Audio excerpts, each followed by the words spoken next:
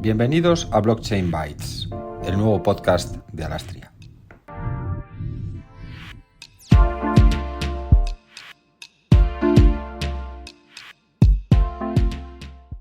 Bienvenidos a un nuevo episodio de Blockchain Bytes, el podcast oficial de Alastria, en el que analizamos la actualidad de las tecnologías descentralizadas con expertos del ecosistema. Blockchain Bytes cuenta con el apoyo de la ayuda de plataformas tecnológicas de innovación de la Agencia Estatal de Innovación. Hoy nos acompaña Mariona Pericas, asociada principal de FinReg 360, especializada en la regulación financiera. Mariona, es un placer tenerte. Muchísimas gracias.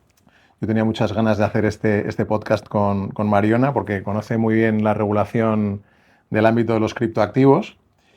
Y bueno, vamos a dedicar un poco el podcast a ver un poco cómo está afectando el régimen piloto, esta nueva adición que se ha hecho en el ámbito de instrumentos financieros, y con ella, que es una experta, pues poder hacer una disección de cómo está funcionando, si está efectivamente consiguiendo los resultados esperados. Pero voy a presentar mínimamente a Mariona y un poco a su firma dentro de FinReg 360. Mariona asesora proyectos de activos digitales, muchos de los cuales están dentro del ámbito de aplicación de régimen piloto, que ya ha cumplido un año desde su puesta en disposición. Bueno, un poco para poner en contexto a los oyentes, si te parece, si puedes contar un poco, compartir qué supone este pilot regime o este régimen piloto y qué aspiraciones tenía o tiene y cómo aporta a los mercados de capitales. Fenomenal, bueno, muchísimas gracias. El placer y la ilusión también es mía estar aquí esta tarde con vosotros. Pues mira, el régimen piloto, igual que MiCA, son reglamentos primos hermanos, ¿no? Nunca supimos cuál era el guapo y cuál era el feo, ¿no? Es cierto. Y hay que ver cuál será, porque desde que se publicaron los primeros borradores en septiembre de 2020, que ha pasado mucho tiempo, pues ha habido momentos donde parecía que la apuesta iba a un lado o iba a otro, siempre que nosotros hemos considerado que los dos eran necesarios porque cubrían necesidades distintas. Uh-huh. El reglamento del régimen piloto quiere responder principalmente a dos necesidades, ¿no? La primera es que la tecnología blockchain realmente tiene unas utilidades, aporta unas soluciones que realmente las infraestructuras de los mercados a día de hoy, cómo funcionan las bolsas, realmente si se transformaran, ¿no?, tecnológicamente a blockchain, tendrían muchísimas ventajas. No es la primera vez que las bolsas se digitalizan, ¿no? Pues de los títulos a las anotaciones en cuenta. Correcto. O sea, esto ya lo hemos vivido. Pero ¿qué pasa? Que toda la normativa del mercado de valores, que es muy extensa, y también todo lo que regula el funcionamiento de las infraestructuras, como está pensada para anotaciones en cuenta, si cambiamos la tecnología no sabemos qué tenemos que hacer. Entonces, el primer objetivo del régimen piloto es, oye, ¿qué tendríamos que hacer? O cómo sabemos lo que tenemos que hacer con una tecnología que parece que lo va a hacer todo más fácil, pero que tampoco la conocemos, ¿no? Y por otro lado también quería dar respuesta a algo que estaba surgiendo, y es que estaban surgiendo tokens, criptoactivos, que parecía por su naturaleza que pudieran ser calificados de instrumento financiero. Correcto. Que se negociaba ya se negocian en plataformas que no están sometidas a las reglas de las infraestructuras de mercado, y que realmente resultaba casi imposible coger estos tokens y llevarlos a la bolsa española. Porque, ¿cómo haríamos eso, ¿no? Entonces, se dan cuenta que hay dos oportunidades, dos necesidades, y deciden hacer un reglamento para, como tampoco conocen la tecnología y como tampoco sabían muy bien las posibilidades que tenían, hacer un régimen transitorio, ¿no? Porque sabéis que el régimen piloto no es de ahora para siempre, sino es para probar en real, no es un sandbox, aunque decimos que es una suerte de sandbox, no lo es probar en real, en muy chiquitín, ¿no? Lo de experimentos, pues los justos y necesarios, pues algo muy chiquitín, que ahí entraremos a debatir si nos hemos pasado de chiquitín, para ver si realmente, con una suerte de exenciones, es decir, como la tecnología blockchain me resuelve muchas cosas, vamos a ver, te voy a hacer que no sea necesario que cumplas con ellas, y vamos a observar cómo funciona, y dentro de 6 años veremos si nos convence, para ya entonces transformar toda la normativa y realmente habilitar a que los mercados funcionen de manera generalizada en DLT. Fenomenal. Yo creo que es un buen preámbulo, pero todavía para hacérselo más sencillo a los oyentes, ¿vale? Que igual no están muy duchos en los mercados de capitales, bueno, contempla una serie de instrumentos, un listado limitado de instrumentos que se pueden emitir bajo este régimen piloto, con unos límites establecidos y con una suerte de licencias y exenciones nuevas, Sí. o que incorporan, digamos, esas licencias nuevas, porque lo que sí es cierto es que habíamos visto entidades financieras que habían ayudado a entidades supranacionales, a corporativos, a emisores al final del día a emitir en primario, a emitir en el mercado primario. Pero lo que no habíamos visto o no estábamos viendo, o era un enigma un poco, la interrogante de este mercado ha sido, bueno, y después de que emito en primario, ¿qué pasa? ¿Cómo le doy liquidez? ¿Cómo entro a un secundario? ¿Cómo viene un inversor y compra un título? Entonces, elabora un poco más esa parte. Fenomenal. Aquí hay varias cosas importantes a contar, ¿vale? A lo mejor es muy... O sea, ¿por qué se permitía en Europa la emisión en primario de instrumentos financieros en DLT y por qué no un secundario? Vale. Por un tecnicismo tan tonto a mi juicio, o recuerdo el día que lo entendí que pensé, no puede ser verdad que estemos parados por esto. Era porque cuando se habla del primario se decía podrán, ¿no?, emitirse en títulos o anotaciones en cuenta, con lo cual al hablar de podrán, pues podrán en esto, podrán en otra cosa, y sin embargo la negociación en mercados regulados necesariamente sean anotaciones en cuenta. Y por esa razón veíamos y seguimos viendo a día de hoy emisiones en primario en DLT y no las vemos, digamos, en negociación de mercados, ¿vale? Es verdad que además sabéis que ya por el régimen piloto, nuestra actual ley del mercado de valores y servicios de inversión, que fue actualizada ya hace meses, ya ha habilitado incluso que la tecnología DLT sea, o sea, no tenga nada que envidiar ni a los títulos ni a las anotaciones en cuenta, porque ya es una forma absolutamente reconocida como forma de registro. De ahí que mucha gente habla del nativamente digital, porque ya no hay que hacer nada más y todas estas cuestiones, ¿no? Vale, esto respondido. Siguiente cosa, ¿cómo funciona el régimen piloto? El régimen piloto en borradores, JJ hizo una cosa muy extraña, que es que solo habilitaba dos figuras. Mercados en DLT y sistemas de liquidación en DLT. Los Multilateral Trading Facilities, sí, y los CPPs. O efectivamente, CCPs. El Depositario Central de Valores, ¿vale? El CSD. Efectivamente. Entonces, claro, era un poco extraño porque decías, ostras, pero si la gracia de la tecnología es que una vez has negociado, se casa la orden, se liquida. De hecho, quienes desaparecían de aquí eran la necesidad de las cámaras de compensación. Claro. Porque actualmente lo que tenemos en mercados es negociamos, se compensa y se liquida. Ahora ya no hace falta, pero No. lo que no tenía sentido es que existieran dos entidades separadas para hacer algo que la tecnología permite hacer en un solo movimiento. Casi al final de las negociaciones aparece la tercera figura, que son los SNL, los sistemas de negociación y liquidación, TSS en inglés, que lo que ya permiten es que una sola figura, un solo gestor, digamos, de ese mercado, pueda ser el que habilite un espacio para negociar y liquidar, ¿vale? Pero ¿cómo funcionan estas autorizaciones? Porque son autorizaciones y esa es un poco la dificultad. Mucha gente dice, jolín, con la tecnología que ya la tenemos preparada para salir mañana, ¿por qué no tenemos estas infraestructuras aprobadas? Porque a día de hoy en Europa no tenemos ninguna. ¿Por qué? Porque sigue siendo una autorización de un mercado que es muy compleja. ¿Qué ocurre? Que hay ciertas exenciones. Entonces, si tú quieres ser un sistema de negociación en DLT, lo que tienes que ser de partida es o mercado, o te dice cualquier empresa de servicios de inversión habilitada para ser gestora de mercado. Ahí es cuando entraban las entidades bancarias en una oportunidad buenísima. Oye, ¿quién puede ser el depositario central de valores en DLT? Pues un depositario central de valores que quiera hacerlo en DLT. Vale, bueno. ¿Pero quién puede ser un sistema de negociación y liquidación en DLT? Todos. Es decir, una entidad de crédito autorizada para gestionar un mercado o una agencia de valores autorizada para gestionar un mercado, de repente puede ser la gestora de un mercado que negocie y que liquide. Pero ¿qué pasa? Que para ello, cuando tú creas esta infraestructura de negociación y liquidación, tienes que tramitar un expediente donde, pese a que tengas muchas exenciones que tienes que justificar que tu tecnología te permite estar exenta, y ahora entramos en ejemplos para que se entienda, ¿vale? Hay muchas otras cuestiones que tienes que tener. Pues, por ejemplo, tienes que tener un reglamento de mercado. Tienes que tener las circulares que lo desarrollan, tienes que tener comités de admisión de emisiones, tienes que tener comités de supervisión para ver si hay fallos de mercado, si por ejemplo puede haber una situación de abuso de mercado, conflictos de interés. tienes que tener muchísimas cosas que aunque operes en DLT y tengas eficiencias, hay cuestiones de cumplimiento normativo de las que no te puedes desentender. En las exenciones, la más sexy a nivel de negocio y la más interesante es que estos mercados, una de las exenciones que pueden solicitar es admitir a inversores directos como miembros. A día de hoy, sabéis que en la bolsa no podemos ser miembros. Para ser miembro de la bolsa tienes que ser entidad financiera y cumplir además muchísimos requisitos y garantías muy exigentes. Sería una locura pensar que tú puedes ser miembro de BME y operar. Aquí sí que lo vas a poder hacer. Y la razón que daban es que, habiéndose dado cuenta que ya existían instrumentos financieros, a lo mejor nadie lo dice así, pero bueno, entienden, o sea, ya había tokens negociándose en plataformas. Correcto.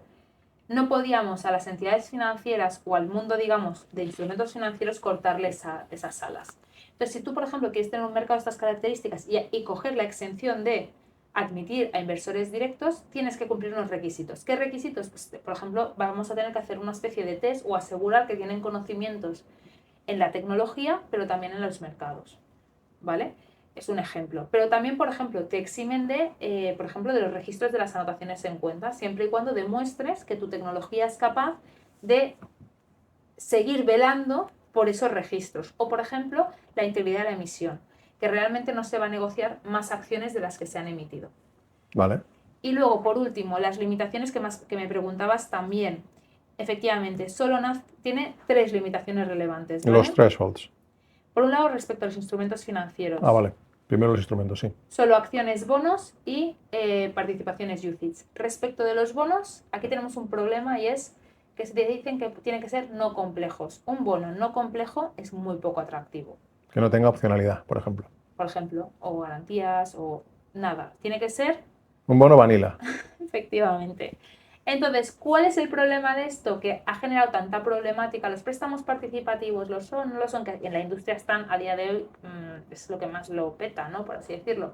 ¿Qué ocurre? Que a día de hoy, sabes que ahora ESMA hace una cosa muy divertida, que es que anuncia las preguntas, pero se espera un tiempo en darte las respuestas. Y llevamos ya casi unas semanas que estamos esperando a ver si se exime de esta complejidad de los bonos, porque realmente es que eso sí que está siendo en la práctica... Eso está en discusión, entonces. Está en discusión. Ok.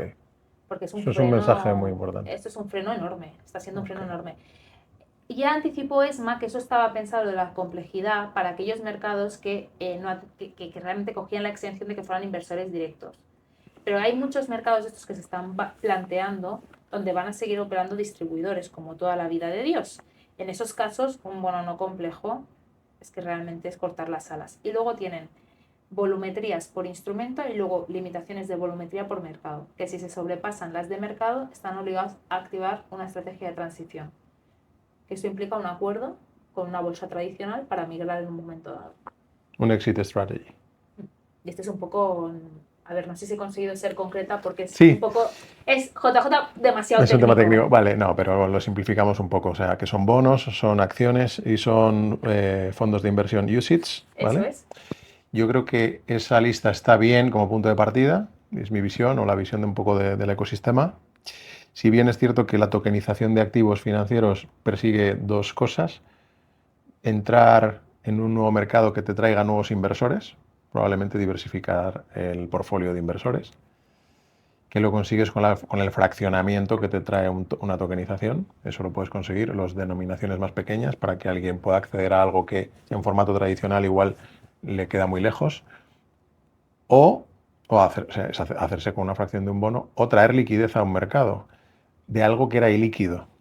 Porque si ya existe una liquidez tradicional, ¿para qué quieres dar una liquidez extra de algo que ya es líquido? Traer algo ilíquido, un bono complejo, digamos, probablemente sea más interesante que hacer un bono tradicional. Ahí está un poco el dilema, ¿no? Pero bueno, está un poco constreñido en esas fronteras de thresholds o límites de negociación, de volúmenes, de lista de productos, y también, bueno, en términos de 3 más 3, 3 años, más 3 años, ¿no? Entonces la gente dice, oye, si es un régimen piloto en donde me juego a 6 años, pero después de los 6 años no sé qué ocurre, pues probablemente el incentivo está en esperar un poco el wait and see, y probablemente por eso desde marzo de 23 no ha habido mucha actividad, por lo menos en el territorio nacional. En España sí que, si puedes describir un poco obviamente con la confidencialidad, porque tenéis clientes que seguro que están o pidiendo licencia o pidiendo exención o haciendo algún movimiento en ese aspecto, pero que describas un poco la actividad que ha habido, el tipo de firma que se presenta a estas licencias. No hay muchos bancos, hay algún banco, pero no hay muchos bancos. Efectivamente. Aquí hay una cosa y es que para meterse en el régimen piloto con las salas tan cortas que tiene es porque realmente crees en esto a largo plazo y crees que realmente en estos años de pruebas vas a convencer para que esto sea el futuro, ¿no? Si no, normalmente la gente tampoco ve sus puestos tan a largo Claro, dices, plazo oye, yo no sé y si me la juego entonces en esto, te ¿no? la juegas en esto cuando sabes que a priori a nivel institucional no se ve como una cosa en la que vayas a hacer la cuenta de resultados, ¿vale? Se ve como un tema pues que hay que estar, pero claro, entonces eso también relaja los tiempos. En España, según la información que más o menos hay, se supone que hay 7 proyectos, ¿vale? En camino para estar en el régimen piloto, ¿vale? Estos creo que se pueden clasificar en dos grandes Tipologías, ¿no? tipologías, ¿vale? Sí. Las más nativamente, digamos, más nativamente digitales, por así decirlo, donde ya habían construido su modelo muy enfocado a ir a pymes que necesitaban acceder, ¿no?, a esa financiación y con los sistemas tradicionales no lo estaban consiguiendo, donde tienen unas tecnologías muy evolucionadas o ya tienen relación con los inversores. O sea, son proyectos más de ese enfoque. O sea, mercado capital es en pequeño o en una compañía que no es lo suficientemente grande como para saltar al parqué tradicional o a pagar una fee a un banco de inversión que... Efectivamente, o simplemente porque estas entidades han sabido aproximarse. Hay una cosa que, esto es opinión personal, Ok. pero cuando entras en las tripas, ¿no?, y ves que a lo mejor qué está haciendo, es verdad que qué pide un BM Growth, ¿no?, o qué te piden estas entidades, es verdad que muchas veces los requisitos mínimos de estas compañías tienen que estar avanzadas, tienen que haber tenido un recorrido. Y es verdad que en otros mundos, es verdad que hay compañías que a lo mejor están mucho más incipientes, ¿no?, que realmente todavía no pueden acceder ahí, o algunas que pudiendo hacerlo, a lo mejor no se han sentido candidatas porque no les ha llegado la información. O sea, hay un tema también de cómo llega el mensaje, ¿no?, cómo se cuenta. O sea, creo que estas entidades nativas en la aproximación al ecosistema más de pyme, creo que están haciendo una labor súper interesante también. No digo que no la hiciera BM Growth, por supuesto, pero es verdad que están haciendo algo diferente, ¿no? Pero una firma de un corte más tecnológico se Sí. convierte de pronto en un operador financiero. ¿Dónde está el incentivo? ¿En las fees que puedes ganar? ¿En el servicio que le haces al mercado? Pues es que ahora mismo es porque tú has construido algo Vale. para ya ser un mercado y con la iglesia hemos topado. Ya tienes O una sea, infraestructura o sea, me refiero, desarrollada con smart contracts, con tal, claro, y dices, oye, pues pero, ya me voy a lo grande. pero necesitas una licencia. Vale. O sea, no te queda otra, ¿no? Y realmente estas compañías, siendo licencias, también valen más, también, evidentemente, tener Están una buscando licencia... sacar una licencia también para múltiplos de la compañía, para O cosas sea, de no me estas. atrevería a decir esto Pero en particular, algo hay. pero yo creo que tener una licencia y operar como Evidentemente. mercado da seguridad. Y además eso también da seguridad al inversor y da seguridad al emisor. Estar fuera de la regulación en una cuestión de estas características, pues tenemos experiencias muy negativas como para no querer estar al margen de la regulación. ¿Vale? Muy bien. Y yo sí que creo que mi opinión es que a finales de este año y a principios, primer trimestre del que viene, empezaremos a ver ya estas infraestructuras, digamos, en funcionamiento. Aquí es verdad que, bueno, pues hemos visto casos como la bolsa alemana donde ha hecho unas apuestas brutales. Vale. Decías que había 7 candidaturas en España, en otros países tenemos visibilidad, en los 27 Estados miembros. Muy poca visibilidad. Poca visibilidad, ok.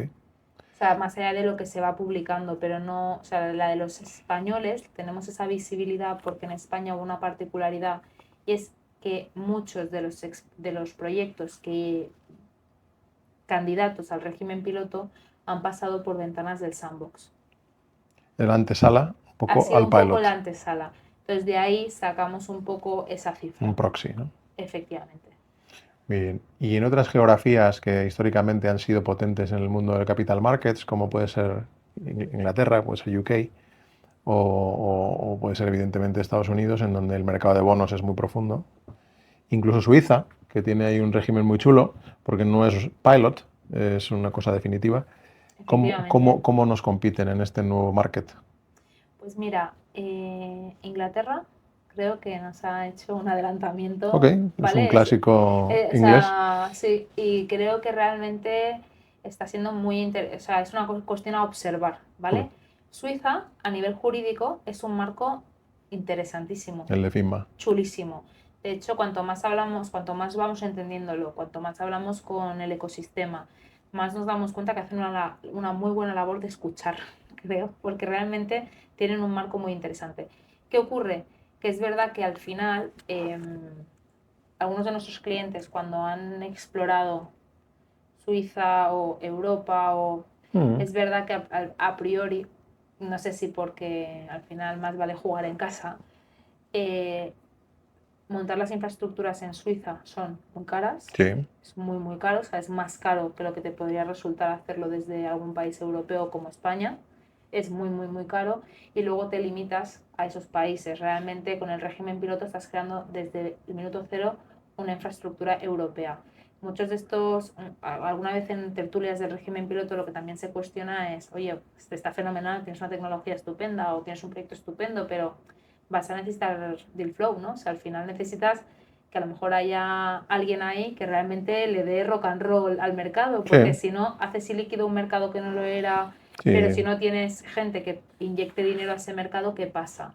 Entonces, al final, abrir siendo más barato, a lo mejor más lento, a lo mejor más patoso, pero yéndote a Europa, que te abre el mercado europeo, y en Suiza te quedas en Suiza, pues hombre, creo que ha sido una ventaja de momento. Muy bien. ¿Cómo ves un poco la evolución? La evolución de este... Hay toques que hacer, hay cambiecitos, hay ajustes, no sé si es fine tuning o es gross tuning lo que tienen que hacer, pero para que hayan flujos, para que haya deal flow, para que haya liquidez y para que esto verdaderamente contribuya a este proyecto europeo grande, que es el Capital Markets Union, el Efectivamente. CMU, ¿vale? Que es un dossier mucho más grande que tiene mucho que ver con competitividad y demás y que probablemente excede de este Bitcast. ¿Qué es lo que hay que hacer? Me encantaría tener la respuesta, la verdad. O sea, creo que habría sido muy interesante que los sectores más institucionales, si no hubieran visto negocio en esto por estar tan acotado Ok. en importe o por los instrumentos, habría sido interesante a lo mejor hacer algún tipo de opción de ampliarlo con algún requisito adicional o alguna Mm. alternativa, porque para mí lo que aquí falta es una pena, ¿no? Porque al final parece que entonces dejas atrás a los que no son institucionales. Pero yo creo que para que los supervisores pierdan miedo, para que esto sea una apuesta a largo plazo, para demostrar que realmente esto es mejor que lo que teníamos, Ujú. o las grandes instituciones también lo empiezan a avalar, o si no al final los supervisores van con mucha prudencia porque es su responsabilidad Claro. y lo entiendo, pero para que pierdan ese miedo o para poderlo demostrar también entiendo que tiene que ser rentable. Entonces cuando haces unas premisas que lo hacen poco rentable, al final hacen que las instituciones también lo vean poco atractivo, ¿no? Entonces, probablemente para que esto coja fuerza, creo que una vez estén autorizados, una vez empiecen a funcionar, aunque sean chiquititos, me gustaría que fuéramos capaces de, si está funcionando, y si no, no, ¿eh? Pero si está funcionando, darle un poquito más de Una transacción inaugural de una Supra, un EIB, emitiendo algo, bonos ahí. pues sí, No, vale. creo que sí. Lo que pasa es que, claro, para que le interese, si tú lo capas tanto en volumetrías, no le va a interesar. Entonces necesito que a la que Sí. funcione, que a lo mejor nos saltemos un poco la hoja de ruta y digamos, oye, parece que está funcionando. ¿Lo hacemos un poquito grande? Pues a lo mejor no uno que dé acceso a inversores directos, pero a lo mejor uno que haya distribuidores. Oye, hagamos cosas de verdad.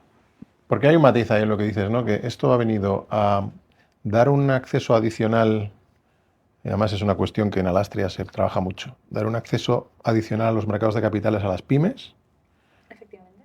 y a la vez también, por el mismo precio, dado que ya montó la infraestructura, dar una oportunidad, darle una opción a los corporates. Es difícil cubrir los dos mercados, el mid-market y el mercado de por arriba, digamos, el mercado grande, en el mismo tirón. Pero tiene que servir para todos, porque al final esto se trata de ver si la tecnología hace más eficiente cómo veníamos operando lo que son los mercados. O sea, esto tiene que servir para todos.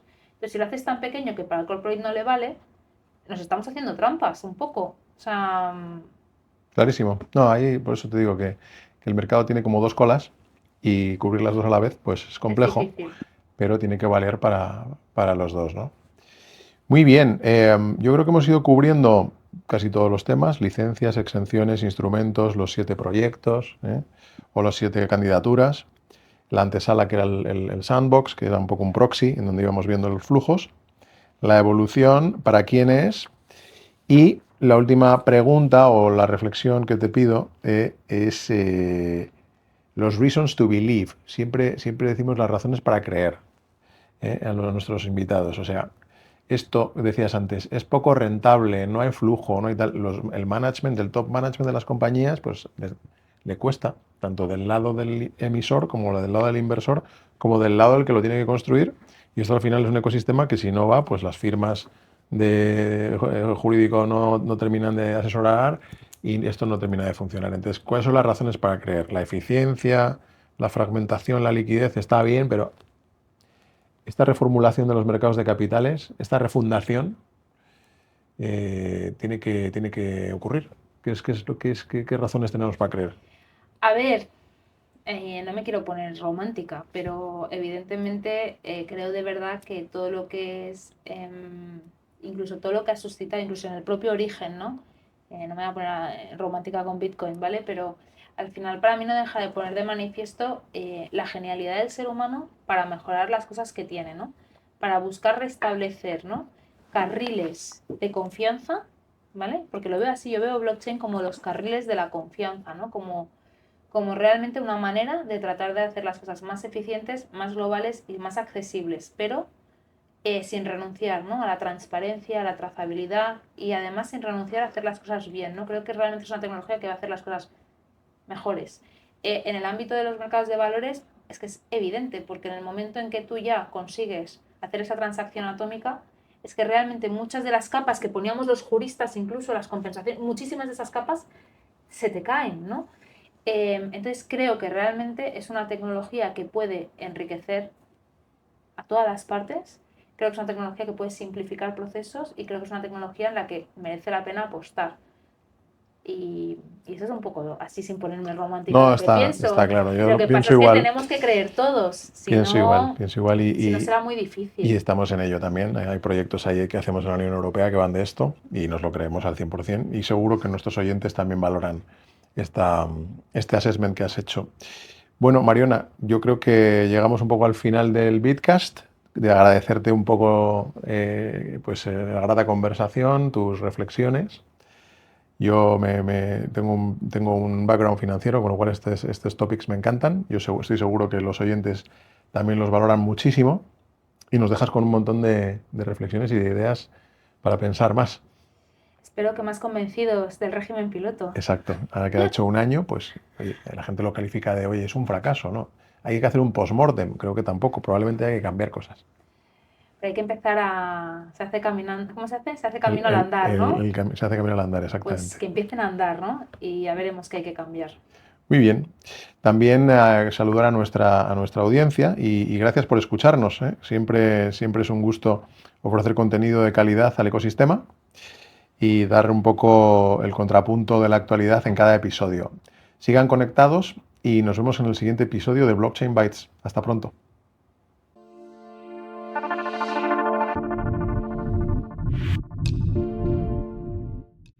Nos vemos en un nuevo episodio de Blockchain Bytes, el podcast de Alastria.